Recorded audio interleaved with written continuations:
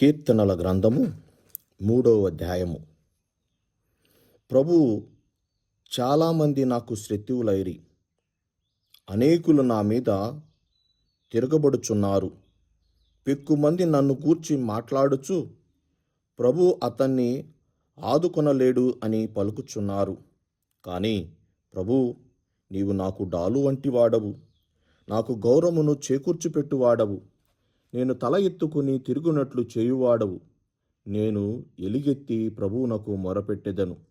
అతడు తన పవిత్ర పర్వతము నుండి నా మొర వినును. నేను పరము నుండి నిద్రింతును, మరలా సురక్షితముగా మేలుకొందును. ప్రభువే నన్ను కాపాడును. 10,000 మంది శత్రువులు నన్ను చుట్టుముట్టినను నేను భీతి చెందను. ప్రభూ, లెమ్ము. దేవా, నన్ను కాపాడుము. నా శత్రువుల దవడను విరగొట్టుము. దుష్టులు మూతిపండ్లు రాలగొట్టుము. రక్షణము ప్రభువు నుండి లభించును.